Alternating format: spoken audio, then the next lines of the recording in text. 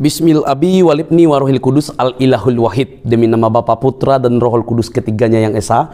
Shalom sahabat yang dikasih oleh Tuhan. Terima kasih buat teman-teman yang selalu setia mendukung perkembangan channel ini dengan cara subscribe, like, komen, dan share. Tuhan memberkati kita. Sobat yang dikasih oleh Tuhan, kita harus mengerti dengan jelas bahwa ketika Tuhan Yesus menghendaki orang itu percaya, maka tidak satupun orang dapat menolaknya. Bagaimanapun situasi hidupnya, latar belakang hidupnya, dia tetap dikasihi oleh Tuhan Yesus. Kalau tangannya sudah mengangkat dan menolong, semuanya pasti berubah. Bapak Ibu yang dikasihi oleh Tuhan, kali ini kita akan mendengar satu hal yang luar biasa. Bagaimana orang ini akhirnya yang dahulunya sangat membenci gereja, puji-pujian, yang akhirnya dia percaya kepada Tuhan dan mengalami kuasa Tuhan. Saudara, jangan lewatkan, jangan skip, karena kemungkinan juga kita sama pernah mengalami hal yang sama, mungkin pengalaman yang berbeda. Semoga kita dikuatkan teman-teman. Ini dia videonya. Dan saya juga merasa di dalam rumah itu tidak tenang juga.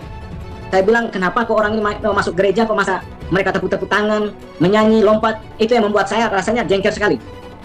Jadi akhirnya Bapak Mama yang dikasih Tuhan, akhirnya rasa jengkel saya, mereka sementara ibadah, saya ambil batu dan saya lempar itu gereja.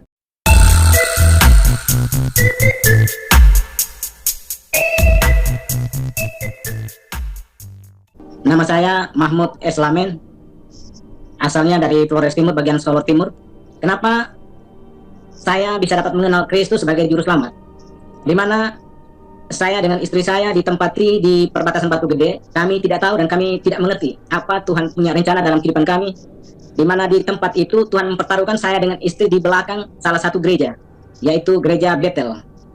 Dan saya dengan istri, kami tinggal sama-sama bersama seorang bapak, di mana seorang bapak itu agamanya Kristen Katolik. Dan puji Tuhan, di mana saat itu kami berusaha sementara sambil di mana bekerja jual bakso. Namun di depan rumah kami itu kami mendengar dan melihat bahwa setiap saat jemaat atau orang-orang di gereja itu mereka selalu memuji, menyembah, bahkan menyanyi dan tepuk tangan di gereja itu. Singkat cerita, di mana saya dulu memangnya benar-benar rasanya saya belum mengerti. Jadi sehingga saya melihat bahwa saya pikir sepertinya orang ini yang di mana mereka memuji Tuhan, tepuk tangan, sepertinya orang gila saja, saya bilang. Jadi puji Tuhan, memang Allah yang itu luar biasa. Akhirnya saya rasa tidak puas. Dan saya juga merasa di dalam rumah itu tidak tenang juga. Saya bilang, kenapa kok orang ini mau masuk gereja, kok masa mereka tepuk-tepuk tangan, menyanyi, lompat. Itu yang membuat saya rasanya jengkel sekali. Jadi akhirnya Bapak Mama yang dikasih Tuhan, akhirnya rasa jengkel saya, mereka sementara ibadah, saya ambil batu dan saya lempar itu gereja. Habis itu saya rasanya kepingin mau rancangkan satu bom, mau untuk bom, tapi waktu itu memang benar-benar saya tidak mengerti bomnya caranya bagaimana, karena saya jengkel sekali, rasanya tidak puas lihat orang yang di mana masuk gereja kok tepuk-tepuk tangan nyanyi. Itu akhirnya Bapak Mama yang dikasih Tuhan. Waktu itu saya sudah lempar gereja, lewat 2 atau 3 hari saya mulai rasa sakit bagian perut saya, dan perut saya mulai panas, dan panasnya itu rasanya memang benar-benar rasa tidak tahan, bahkan di tali di bagian pusat saya terikat. Dan rasanya malam itu sebenarnya harus mati, tapi memang Tuhan itu luar biasa. Tapi waktu itu tidak di dekat situ tidak ada orang yang pintar, tapi pas kebetulan saya punya orang satu tinggal di situ, seorang guru SMP. Dan malam itu jam 12 panggil, saya suruh tuan rumah panggil dia. Jadi kebetulan orang guru ini datang dan dia pakai jari syahadat dan dia taruh di pusat saya. Dan saat itu juga sakitnya berhenti, cuma panasnya masih tetap. Jadi puji Tuhan, akhirnya saat itu saya tetap berjuang untuk mau cari kesembuhan. Akhirnya saya dengan istri saya langsung ambil tindakan untuk pulang ke Surabaya. Dan waktu itu saya langsung pulang antar istri saya sama anak 2 ke Surabaya. Dan puji Tuhan, akhirnya saya kembali lagi ke Kupang. Tapi waktu di Surabaya juga saya sempat mencari dukun. Bahkan orang tua mantu saya, bahkan dia juga berusaha untuk cari dukun untuk mau berobati saya. Tapi satu dukun pun tidak mampan. Akhirnya saya pulang dari Surabaya. Akhirnya waktu sampai di Kupang saya tetap berusaha, dan usaha saya benar-benar memang luar biasa, di mana usaha saya tidak bisa berhasil karena sementara sakit. Akhirnya puji Tuhan, di mana orang tua saya dengar saya dari Kupang dan orang tua dari Flores suruh saya pulang ke Flores sana untuk berobat di sana. Namun sampai di Flores sana, dukung yang saya cari memang semuanya, berapa puluh dukung memang semuanya tidak berhasil sama sekali, satu pun tidak. Sebagai manusia saya juga rasa kecewa, sudah putus asa. Bahkan saat itu juga kami merasa memang benar-benar sudah tidak punya pengharapan. Saat itu juga saya di Flores berobat juga tidak dapat pemulihan. Akhirnya saat itu sempat juga saya ambil keputusan untuk mau bunuh diri. Sudah bawa tali dan sudah ikat, malam itu sudah ikat di pohon, mau kepingin mau gantung diri begitu, bunuh diri. Tapi Tuhan tidak izinkan, bahkan saya hampir juga mau lompat ke jurang. Tuhan pun tidak izinkan. Akhirnya orang tua saya, mama saya cari tengah malam di hutan, dapat ketemu saya dan bawa pulang ke rumah. Puji Tuhan, Bapak Mama yang dikasih Tuhan, akhirnya kesembuhan saya tidak bisa dapat. Akhirnya saya pulang kembali ke Kota Kupang. Sampai di Kota Kupang tetap saja saya berusaha untuk cari orang-orang pintar. Namun orang pintar itu juga satu pun tidak mampan. Titik terakhirnya saya sampai ke Alor Baranusa. Di mana sampai di Alor Baranusa, waktu itu memang terpaksa sekali karena keluarga saya bilang bahwa di Alor sana dukungnya paling hebat. Nah, dukungnya paling hebat. Jadi saya juga terpaksa utang pinjam uang. Akhirnya saya bisa sampai ke Alor sana. Sampai di Alor 2 minggu lebih. Namun satu dukun pun, berapa dukun di Alor pun tidak mampan. Penyakit saya tetap kumat terus. Jadi saya dari Alor pulang kembali ke Kupang. Sampai di Kupang, istri saya tanya, "Kak, bagaimana? Sudah sembuh belum?" Jadi saya bilang, "Belum." Jadi langsung saya masuk ke kamar, langsung saya menangis. Dan waktu itu, sepertinya saya memang keadaan memang terlalu stres. Sampai-sampai saya punya kepala, sampai saya pukul di dinding semua, kena stres. Karena penyakitnya tidak ada jawaban, tidak ada jalan keluarnya, tidak ada. Jadi istri saya bilang begini, "Kak, ini semua kita sudah usaha habis, semuanya tidak ada lagi. Kita tidak bisa usaha lagi. Kesembuhan memang kalau tidak ada kita pasrah saja. Kalau Tuhan izinkan mati, ya kita pasrah saja." Jadi waktu itu memang sakitnya luar biasa. Dimana saya jalan di mana-mana itu karena perutnya terlalu panas. Akhirnya mau jalan ke cari dukung atau mau cari kesembuhan tuh saya ambil sapu tangan handuk yang tebal itu, saya celupkan air dingin, baru saya tempelkan di perut, baru saya bisa jalan karena panasnya luar biasa di perut saya. Dan di rumah tidak dapat kesembuhan. Akhirnya saya duduk pasrah diri dan saya menangis. Memang Tuhan yang luar biasa, Allah yang punya rencana indah buat saya. Di saat saya menangis itu tiba-tiba seorang hamba Tuhan lewat di rumah saya. Dan hamba Tuhan itu masih ada sampai saat sekarang.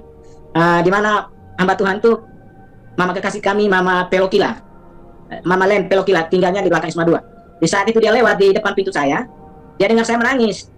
Jadi dia masuk di rumah, dia tanya, "Sakit apa?" Jadi saya punya keluarga yang ada di situ mengatakan bahwa tidak, dia ada sakit di bagian perut. Kalau begitu Pak Mahmud, kalau Pak Mahmud kita berdoa saja kalau mau, supaya pasti bagaimanapun sakit itu pasti ada jalan keluarnya. Kalau Pak Mahmud mau, saya berdoa kasih Pak Mahmud. Jadi puji Tuhan, Bapak Mama yang dikasih Tuhan. Waktu itu memang roh saya tidak mau, saya tidak mau, saya bahwa ini pasti dia mau datang mempengaruhi saya masuk Kristen kayaknya ini. Jadi akhirnya tidak lama kemudian saya sepakat sama istri saya, mau tidak, saya kasih tahu mau tidak didoakan. Akhirnya saya punya istri bilang mau, ya kalau mau kita ini minta Mama yang berdoa saja. Jadi akhirnya kita suruh Mama Len berdoa. Di saat itu dia berdoa, langsung ada pernyataan Tuhan bahwa Pak Mahmud ada kuasa gelap. Dan kita berdoa pasti Tuhan tolong, karena kuasa gelap tidak mampu untuk mengalahkan kuasa Yesus. Jadi saat itu saya rasanya tidak puas juga. Karena saya tidak tahu, karena Mama Tua yang sendiri tahu. Jadi saya juga rasa tidak puas. Akhirnya Mama Tua berdoa habis, dia pulang. Tidak lama kemudian istri paman dari saudara, dari Mama punya adik dari kabupaten datang di rumah pas melihat saya sedang menangis. Di saat itu paman duduk, rasanya dia lihat saya menangis, dia rasa kasihan. Dia bilang, "Ini saya mau bantu pakai apa? Saya tidak punya apa-apa. Kalau di situ mau, kita ke kabupaten sana, di tempat saya, di Periti sana. Di sana ada orang bisa berdoa, bisa kasih tahu dia punya beban dari mana, dia tahu semua." Jadi puji Tuhan, saat itu memang paman juga luar biasa. Saya percaya bahwa itu cara Tuhan juga. Akhirnya saya tidak bisa jawab bahasa dari permintaan dari paman saya itu. Tidak lama kemudian, karena saya tidak jawab itu, karena saya pikir bahwa mau ke sana butuh anggaran. Posisi sekarang di tangan 1 rupiah pun tidak ada. Jadi saya lama baru jawab sama paman ini. Sampai sekitar 15 menit begitu baru saya jawab paman. Saya bilang, paman, kenapa paman baru datang di rumah ini? Kenapa tidak dari dulu? Atau kenapa tidak dari kapan lalu, supaya saya masih pegang, supaya saya masih punya berkat begitu. Akhirnya paman jawab begini, Ipar tidak usah takut dan tidak usah pikir tentang makan minum. Sampai di sana biar saya utang pinjam, yang penting saya urusi Ipar. Jadi puji Tuhan Bapak Mama yang dikasih Tuhan, saat itu saya juga masih rasa berat. Kalau kesana kan posisi 4 orang, 2 anak, 1 istri, sama saya lagi. Jadi kalau namanya bertamu ke rumah orang itu 1 malam atau 2 malam masih baik, tapi sudah lewat dari 4-5 malam, pasti tuan rumah pun pasti rasa tidak enak juga. Apalagi jalan dengan keadaan kosong. Tidak lama kemudian saya berpikir dan pikir, paman pun ucap kata itu kembali bahwa tidak usah khawatir tentang makan minum. Biar sampai di sana saya utang pinjam pun tidak apa-apa, yang penting saya urus kamu. Jadi puji Tuhan Bapak Mama dikasih Tuhan. Akhirnya saya dengan istri ambil tindakan ikut paman ke kabupaten sana di Periti. Jadi sampai di sana, jadi waktu itu saya dengan istri saya kami sepakat bagaimana kita ke sana. Istri bilang boleh kalau mau kita ke sana. Akhirnya kami ke sana. Sampai di sana memang kebetulan waktu itu memang benar-benar memang sakitnya luar biasa. Jadi kepinginnya mau cepat-cepat supaya penyakitnya hilang. Jadi puji Tuhan, memang Tuhan itu luar biasa dan sangat baik buat saya, dan saya percaya bahwa Tuhan ada rancangan dalam hidup saya sehingga Tuhan ada kasih jalan keluar lewat paman ini. Dan paman ini sampai saat hari ini dia masih muslim. Tapi dia punya beban masalah persoalan dalam rumah tangganya. Bukan dia lari ke dukun, tapi dia lari ke hamba Tuhan. Itu yang saya akui luar biasa itu paman. Jadi puji Tuhan, akhirnya saya ikut paman ke Periti. Sampai di sana saya tidak tahan lagi. Saya bilang, paman cepat sudah panggil itu orang. Dan pemikiran saya bukan hamba Tuhan, tapi saya pikir bahwa itu dukun. Jadi akhirnya paman rasa kasihan sama saya karena saya terlalu sakit. Akhirnya dia langsung pergi ke hamba Tuhan ini punya rumah. Tapi sampai di sana hamba Tuhannya sudah keluar, ada pergi ke sawah. Jadi kita tunggu sore baru ketemu lagi sama hamba Tuhan. Akhirnya sudah sore, saya suruh paman, saya desak paman bahwa cepat sudah pergi ketemu sama itu orang supaya datang bisa layani saya. Jadi puji Tuhan Bapak Mama yang dikasih Tuhan, sampai di sana sorenya ketemu paman kekasih kami ini langsung ketemu sama hamba Tuhan. Dan hamba Tuhan jawabnya, oh boleh om duluan, nanti baru saya ikut. Nanti baru saya ikut ke rumah. Jadi paman saya ini pulang sampai di rumah, langsung dia ambil siapkan kursi, susun kursi bagus-bagus untuk menerima tamu sekarang. Dan saat itu paman susun untuk kursi, saya di dalam kamar sendiri, tapi kamar itu menghadap jendelanya menghadap ke jalan raya. Jadi saat itu saya tidur juga tidak tenang, dan saat itu saya tetap lihat terus ke lewat jendela. Orang yang mana saya mau kepingin tahu orangnya. Akhirnya tidak lama kemudian hamba Tuhan ini muncul. Dari jauh saya sudah lihat hamba Tuhan ini. Cuma masalahnya bukan 1 orang lagi. Dari sana datang ada 5 orang. Dan 5 orang ini 4 orang ibu, 1 orang bapak. Dan 1 orang bapak yang di tengah ini dia jalan sementara pikul gitar. Nah ini yang bikin buat saya kecewa lagi.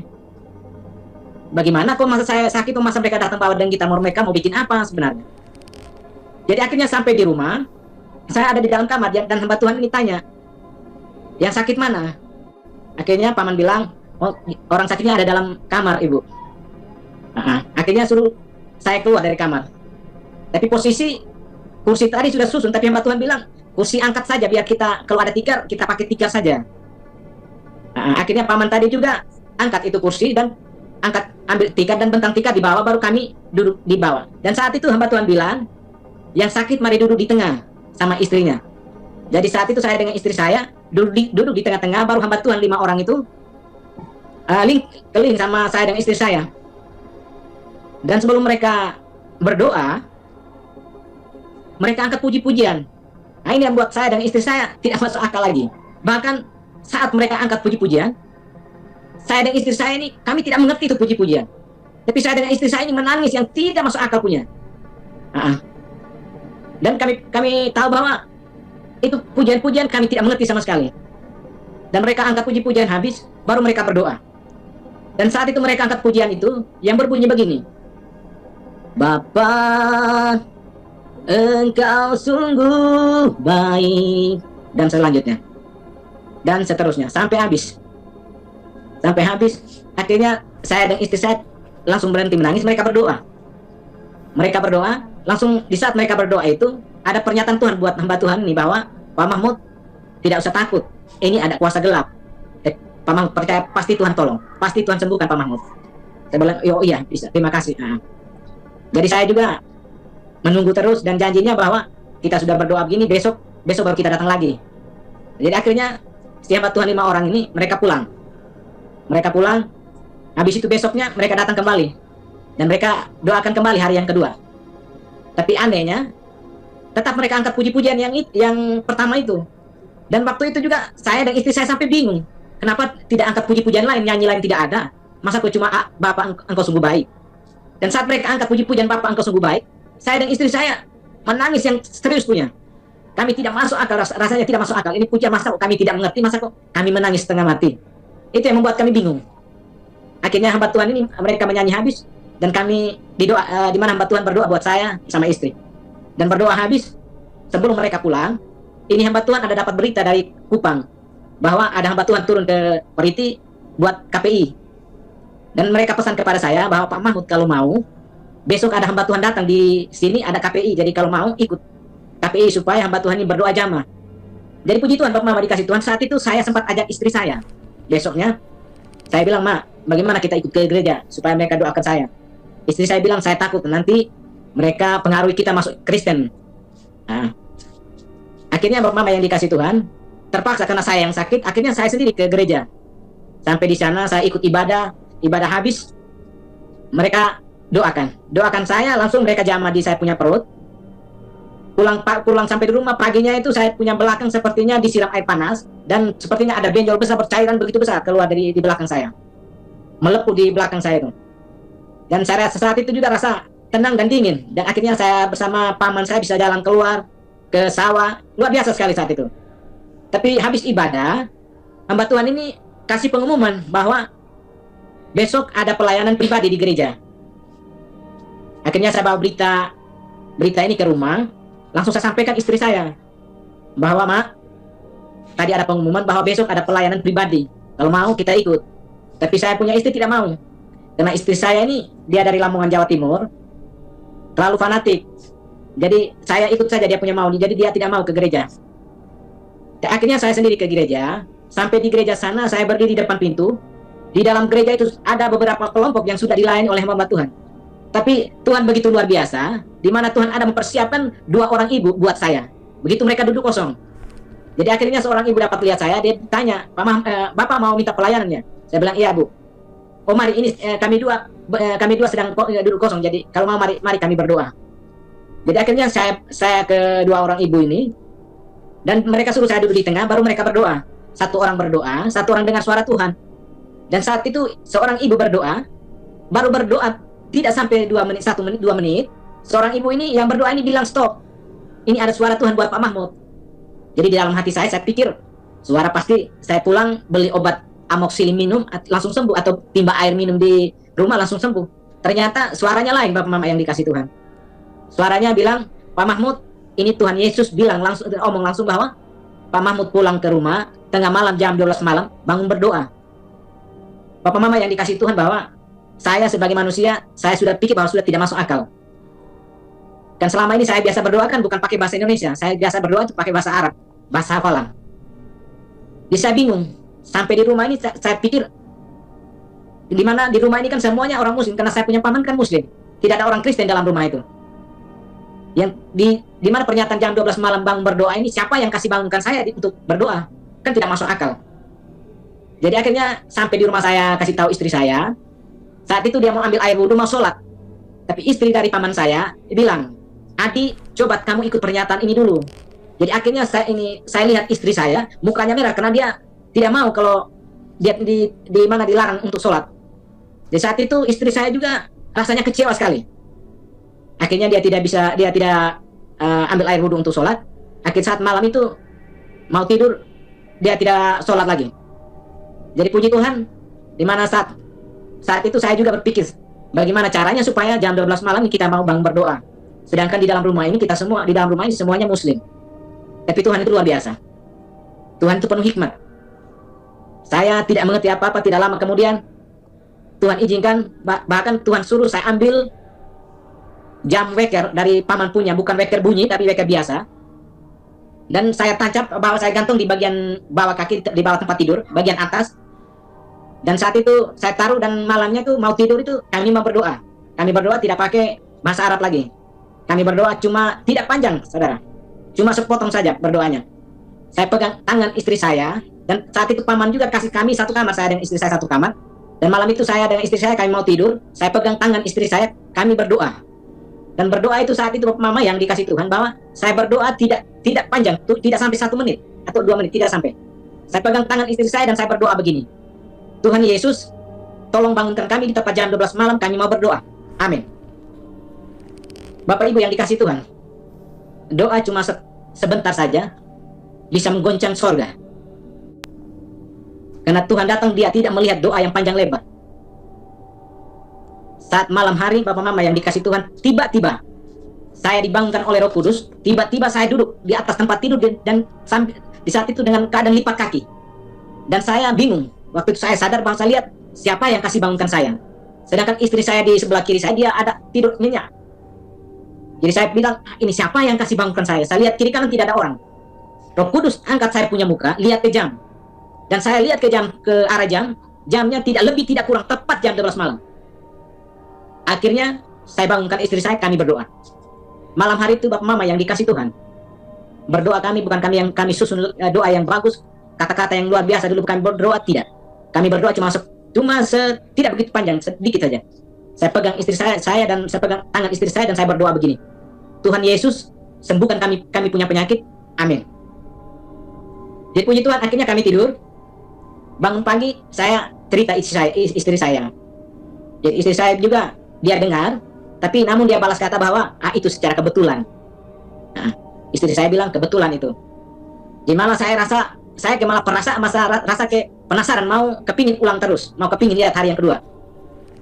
Akhirnya malam kedua, mau tidur, saya lakukan hal yang sama seperti malam pertama. Di saat kami tidur, saya pegang tangan istri saya, kami dua berdoa. Berdoa juga sama seperti malam pertama. Saya pegang tangan istri saya dan saya berdoa begini. Tuhan Yesus, tolong bangunkan kami di tepat jam 12 malam, kami mau berdoa. Amin. Memang Allah luar biasa, Bapak Mama yang dikasih Tuhan. Akhirnya jam 12 malam, tiba-tiba saya bangun, bukan sendiri bangun, tiba-tiba Roh Kudus kasih bangunkan saya. Saya kaget, saya lihat tidak ada orang di dalam situ, cuma istri saya ada tidur nyenyak. Jadi saya pikir bilang, ini siapa yang kasih bangunkan saya? Saya bingung, penasaran, ini siapa yang kasih bangunkan saya? Akhirnya Bapak Mama yang dikasih Tuhan, akhirnya saya kasih bangunkan istri saya, kami berdoa.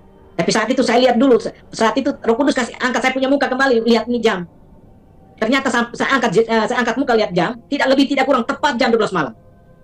Malah saya tambah penasaran lagi. Saya percaya bahwa ini cara Tuhan yang luar biasa. Mau tanda tanya bahwa ini siapa yang kasih bangunkan saya? Saya bingung, Bapak Mama yang dikasih Tuhan. Akhirnya saya kasih bangunkan istri saya, kami berdoa lagi. Berdoa juga tidak panjang. Tuhan Yesus, tolong sembuhkan kami punya penyakit. Amin. Bapak Mama yang dikasih Tuhan, Allah itu memang penuh luar biasa, penuh kasih, penuh belas kasihan, dan dia punya kuasa tidak terbatas. Akhirnya saya coba lagi malam ketiga, dan malam ketiga ini yang menjadi ikatan saya, angkat keputusan ikut Yesus sebagai Tuhan dan Juru Selamat saya. Di mana malam ketiga, kami tidur dan kami berdoa seperti malam pertama dan malam kedua. Saya pegang istri saya punya tangan dan kami tidur dan kami berdoa. Tuhan Yesus, tolong bangunkan kami di tepat jam 12 malam, kami mau berdoa. Apa yang terjadi Bapak Mama yang kasih Tuhan? Saya tidak bangun, tapi namun Tuhan yang sendiri datang. Dia menadakan kedua tangannya di depan saya, dan di telapak tangannya ada huruf dan ada angka. Dan saat itu juga, malam itu juga Tuhan bawa saya ke satu tempat, dan satu tempat itu di dunia ini tidak ada. Dan di sana cuma saya lihat malaikat yang kelilingi saya, dan malaikat sana mereka tidak bikin apa-apa, cuma pujian saja. Dan di sana mereka puji-pujian itu, pujian berkata begini, Haleluya, Haleluya, Haleluya, Haleluya. Itu puji-pujian di waktu saat saya lihat, saya dengar di waktu Tuhan memperlihatkan saya. Dan malam itu saya didatang oleh Tuhan Yesus, dia nadakan tangannya di depan saya, dan di telapak tangannya ada huruf dan ada angka. Dan ada huruf ada angka ini, bangun pagi saya tanya paman saya. Bangun pagi saya tanya paman saya, karena waktu itu saya kan masih muslim, jadi saya hobi main kupon putih. Jadi saya panggil anaknya dari paman saya ini, saya tanya, Paman, di sini ada orang jual kupon putih. Kafe. Jadi dari paman saya ini bilang tidak itu kami memang jual, tapi sekarang tidak ada lagi. Nah, jadi saya bilang tadi malam saya ada mimpi. Ada bapak tua, ada seorang bapak datang kasih saya angka, tapi bikin saya bingungnya bukan angka saja, tapi ada hurufnya, yang ini yang bikin tanda tanya saya. Berarti ini bukan angka, ini bukan angka untuk KP atau kupon putih. Jadi paginya saya bangun, saya cerita sama istri saya juga. Istri saya bilang, saya juga tidak tahu itu mungkin nenek moyang kita datang kasih angka. Karena begini lama tahun kita sudah berjuang sampai habis-habis, mungkin caranya seperti itu. Nah, jadi puji Tuhan, akhirnya tidak lama kemudian, hampir siang, mau menjelang siang, tiba-tiba hamba Tuhan yang melayani saya pertama itu mereka datang di rumah. Mereka datang dan mereka tanya saya, mereka layani saya. Nah, mereka layani saya. Tapi kemarinnya mereka sudah datang layani, mereka berdoa kasih saya. Akhirnya mereka maksudnya mendatang di paginya, siangnya itu mereka tanya, Pak Mahmud tadi malam tidur enak tidak? Saya jawab, aduh minta maaf Bu Ibu, memang saya tidur bagus, tidur agak enak, cuma saya ada mimpi. Jadi hamba Tuhan ini tanya, mimpi apa? Seorang bapak pakai jubah putih, dia nadakan tangannya ke depan muka saya, di depan saya, dan di depan di telapak tangan itu ada huruf dan angka. Jadi hamba Tuhan ini tanya, angka apa? Saya bilang angka 14:6. Kalau huruf YOH. Nah, jadi mereka malah penasaran. Kalau begitu Pak Mahmud, ini Alkitab. Kita tidak baca, tapi Pak Mahmud sendiri baca. Akhirnya hamba Tuhan ini kasih saya firman, kasih saya Alkitab, dan di situ mereka sudah buka. Saya kasih tahu hurufnya dan angkanya. Angkanya 14:6, hurufnya YOH. Akhirnya hamba Tuhan ini buka Alkitab. Jadi saya baca, ayatnya bunyinya sedemikian. Di mana saya kasih tahu, dia tanya angka berapa 14:6 dan hurufnya YOH. Jadi dia bilang YOH itu Yohanes. Kalau 14 itu Yohanes 14 ayat 6. Coba Pak Mahmud buka, Pak Mahmud sendiri baca. Akhirnya saya buka Alkitab dan saya baca. Dan saat itu firman Tuhan yang bunyinya sedemikian. Kata Yesus kepadanya, Akulah jalan dan kebenaran dan hidup. Tidak ada seorang pun yang datang kepada Bapa kalau tidak melalui aku. Nah, tambah penasaran lagi. Saya langsung bingung. Yang Mbak Tuhan bilang begini, Pak Mahmud, itu firman itu dari Tuhan sendiri, bukan kita yang ngomong. Jadi saya langsung pukul testas, Bapak Ibu yang dikasih Tuhan. Saya pukul testas karena saya pikir begini.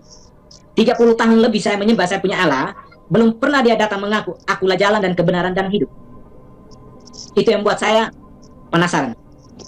Karena sudah 30 lebih tahun, bahkan di saat saya sakit, saya berjuang pun, belum pernah dia datang mengaku, Akulah jalan dan kebenaran hidup. Puji Tuhan, akhirnya Bapak Ibu yang dikasih Tuhan, siang lagi kami tidur. Saya istirahat di dalam rumah, dan istri saya bersama istri dari paman saya tidur di samping rumah di bawah pohon mangga. Dan siang itu Tuhan memperlihatkan istri dari paman saya. Dia lihat saya jalan di depan, baru ada seorang bapak pakai jubah putih jalan ikut saya dari belakang. Tapi posisi saya itu dalam keadaan pikul, sementara pikul salib. Jadi istri dari paman saya ini rasa kasihan, jadi dia panggil, Bapak, jangan kasih dia pikul lagi, karena dia ada sakit. Tapi jawab Yesus, tidak, dia harus pikul salib. Jadi Bapak Mama yang dikasih Tuhan, ikut Tuhan bukan gampang. Kalau ada hamba Tuhan yang berkata bahwa ikut Tuhan itu enak, saya tidak percaya. Saya sedikit pun tidak percaya. Jadi puji Tuhan Bapak Mama yang dikasih Tuhan. Akhirnya saya dan istri saya ambil keputusan pulang ke Kupang, kembali ke Kupang, dan kami tinggalkan dua orang kami yang ada di kabupaten sana, di paman punya rumah. Dan paman saya ini ada di Periti. Akhirnya saya dan istri saya pulang ke Kupang. Pulang sampai di Kupang, dalam perjalanan turun di SMP 5, jalan kaki turun menuju ke belakang SMA 2. Dalam perjalanan itu, istri saya, dia jalan dulu, tidak lama kemudian, Roh Kudus buka saya punya mulut untuk berbicara sama istri saya. Saya tanya, Ma, bisa tidak kita baptis? Saya juga heran, tiba-tiba siapa yang suruh saya ucap kata baptis ini? Akhirnya istri saya jawab, oh bisa Kak, kita bisa baptis. Yang penting, Kakak sembuh. Kalau Kakak tidak sembuh, kita kembali. Puji Tuhan Bapak Mama yang dikasih Tuhan. Dan saat itu sampai di rumah, kami dibekali oleh hamba Tuhan. Ada di saat kami berdoa, atau di saat kami puji-pujian, kami cuma membawa bekal puji-pujian yang satu, yaitu Allah kuasa. Kami cuma tahu itu puji-pujian saja, Allah kuasa. Jadi saat kami berdoa, dan saat sempat itu juga hamba Tuhan titip satu Alkitab buat kami. Dan puji Tuhan, akhirnya sampai di rumah saya dan istri saya, kami tetap berdoa. Dan berdoa juga tidak begitu teratur. Tapi saya percaya bahwa Allah datang bukan dia mencari doa yang panjang lebar, tapi dia melihat hati kami atau kesungguhan kami. Jadi puji Tuhan, akhirnya malam pertama kami berdoa, kami minta supaya di tengah malam jam 12 malam Tuhan kasih bangunkan kami. Jadi puji Tuhan Bapak Mama yang dikasih Tuhan, akhirnya malam pertama kami berdoa. Berdoa habis tengah malam, Tuhan bangunkan kami di tepat jam 12 malam. Kami berdoa, bergumul berdoa, dan kami tidak angkat puji-pujian lain karena puji-pujian lain kami tidak mengerti. Kami cuma tahu puji-pujian Allah kuasa. Akhirnya malam pertama kami nyanyi Allah kuasa. Malam kedua kami tetap nyanyi tetap Allah kuasa. Dan puji Tuhan, malam yang ketiga, anehnya malam ketiga, Tuhan kasih bangunkan saya duluan. Saya duluan. Akhirnya di situ saya rasa ada di mana satu kuasa yang luar biasa. Tuhan taruh satu puji-pujian yang luar biasa dalam hidup mulut saya. Tapi puji-pujian saya dengan istri saya kami tidak mengerti sama sekali. Kami tidak tahu, tidak diajarkan oleh orang. Saat itu juga mungkin kami sudah dengar, tapi kami tidak mengerti. Malam itu istri saya bangun dan dia angkat puji-pujian. Allah kuasa melakukan, dan seterusnya. Dan saat itu dia angkat puji-pujian pelan. Saya tetap masih tidur. Tapi tidak lama kemudian istri saya ini rasanya jengkel juga karena diangkat pujian. Saya tidak bangun-bangun. Tapi saat itu memang betul-betul dia marah. Puji Tuhan, akhirnya saya tidak lama kemudian saya sadar. Dia jengkel, dia pukul di saya punya paha. Akhirnya saya sadar. Saya bangun, dan saya bangun itu yang saya punya mulut itu penuh dengan puji-pujian. Dan puji-pujian tidak bisa keluar, Bapak Mama yang dikasih Tuhan. Puji-pujian tidak bisa keluar. Akhirnya istri saya kecewa. Dia angkat Allah kuasa. Saya bilang, Mak, tinggal sedikit ini semua keluar puji-pujian. Ini gampang sekali. Istri saya bilang, kalau gampang sekali nyanyi sudah supaya kita tidur. Saya bilang, akhirnya istri saya juga marah. Tapi memang Tuhan tahu hati dari istri saya. Akhirnya dia tetap angkat Allah kuasa. Dia angkat Allah kuasa, tidak lama kemudian suara itu keluar dari bibir mulut saya, tapi suara bukan langsung puji-pujian, tidak. Cuma dia kasih not saja. Ini bikin saya dan istri saya tambah bingung, malah istri saya tambah marah, jengkel lagi. Jadi puji Tuhan, Bapak Mama dikasih Tuhan, tidak lama kemudian Tuhan memang tahu isi hati istri saya karena dia sudah marah, jengkel sekali. Tidak lama kemudian puji-pujian ini keluar dari bibir mulut saya. Dan puji-pujian ini berkata, saya mau ikut Yesus, saya mau ikut Yesus sampai selama-lamanya. Meskipun saya susah menderita dalam dunia, saya mau ikut Yesus sampai selama-lamanya. Itulah Bapak Mama yang dikasih Tuhan. Saya percaya bukan secara kebetulan itu puji-pujian. Puji-pujian penuh dengan kuasa, karena itu diajar langsung oleh Roh Kudus. Dan di mana tempat kalau hamba saya dan istri saya, kalau kami berdoa angkat puji-pujian, kuasanya luar biasa. Karena puji-pujian itu saya percaya bahwa itu datang daripada Tuhan sendiri. Akhirnya Bapak Mama yang dikasih Tuhan, akhirnya saya dengan istri saya, kami mulai punya kerinduan. Dan kami mau belajar. Tidak lama kemudian si hamba Tuhan yang pertama kali berdoa kasih kami, dia datang di rumah dan dia mulai memberikan kami kekuatan. Dan tidak lama kemudian dia bawa beberapa hamba Tuhan datang dan mereka berdoa topang kami. Dan itu seorang bapak itu memang luar biasa dipakai Tuhan, dan mereka dukung kami sampai saat hari ini. Mereka tetap berdoa buat kami. Dan puji Tuhan, Bapak Mama yang dikasih Tuhan, tidak lama kemudian saya dan istri saya, di mana tahun 2001 kami mengambil keputusan untuk baptis. Itu yang saya alami, Bapak Mama yang dikasih Tuhan. Itulah Bapak Mama yang dikasih Tuhan, yang saya mohon bahwa Allah yang kita sembah benar-benar Allah yang luar biasa, Allah yang penuh belas kasihan. Mari, tolong, kalau sudah percaya Yesus, jangan sia-siakan. Karena dia satu-satunya jalan keselamatan buat umat manusia. Bukan cuma saya, bukan cuma orang Kristen saja, tapi buat umat manusia yang ada di bawah kolong langit ini. Bagi yang percaya. Bapak Mama yang dikasih Tuhan, inilah kesaksian hidup saya. Saya mau sampaikan kepada Bapak Mama yang dikasih Tuhan, yang saya dapat, yang saya alami, yang ini yang saya sampaikan. Baik, saudara-saudara yang dikasih oleh Tuhan, kita sudah mendengar dengan baik apa respon teman-teman terhadap Bapak tersebut. Luar biasa, tidak perlu menyinggung siapapun. Ini sebuah pengalaman pribadi yang sangat berharga, yang dapat menguatkan orang lain, yang dapat membuat orang lain terbangun imannya. Dan saya percaya saudara yang menyaksikan mendapatkan kekuatan, mendapatkan sesuatu berkat yang baru ketika mendengar hal tersebut. Saudara, sekali lagi saya katakan bahwa kasih Kristus itu luar biasa. Dia mampu, dia mengasihi semua orang sesuai dengan kehendaknya. Ketika Bapak ini membenci, tidak suka, tapi Tuhan suka dengan hidupnya, tapi Tuhan sayang dengan hidupnya. Itu sebabnya dalam Yudas 23 dikatakan dengan jelas, kita harus merampas orang dari api, membenci pakaian mereka yang dicemarkan oleh dosa, merebut mereka. Artinya kita tidak boleh membenci orang, tapi kita harus benci karakter dan dosa-dosanya, dan karena itulah kita rebut mereka dari api. Saudara, Tuhan berbicara dalam Yakobus 4 ayat 7, tunduklah kepada Tuhan, tunduklah kepada Allah. Tunduk Tuhan yang kita jadikan pemimpin kita, maka lawanlah setan. Ayat selanjutnya, baris selanjutnya, lawanlah setan maka dia akan lari daripadamu.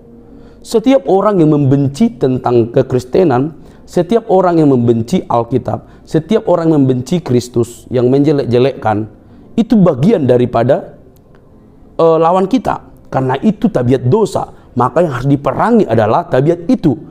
Tapi kita harus memberitakan tentang kebenaran buat mereka supaya mereka percaya kepada Yesus. Tunduklah kepada Allah, lawanlah setan maka dia akan lari daripadamu.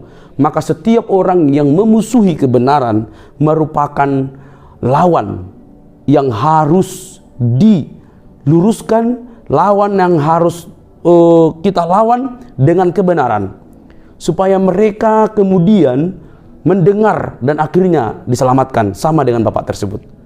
Saudara, pengalaman orang beda-beda, tetapi kita tahu ketika kasih Kristus menguasai seseorang, maka dia pun dapat berbalik dari dosanya dan datang kepada Tuhan. Saudara, apakah teman-teman pernah mengalami perjumpaan pribadi dengan Tuhan? Ayo tuliskan di kolom komentar. Kita pasti tahu orang yang pernah mengalami kuasa Tuhan, Tuhan Yesus, dia pasti memiliki hidup yang berbeda dan pengalaman yang berbeda. Semoga kita dikuatkan, tidak usah kepanasan, karena ini bentuk bagaimana orang secara pribadi, personal mengalami kuasa Tuhan dalam hidupnya. Semoga kita dicerdaskan dan diberkati. Sampai di sini video saya. Jangan lupa untuk mendukung saya dengan cara subscribe, like, komen, dan share. Sampai ketemu di video selanjutnya. Bye-bye.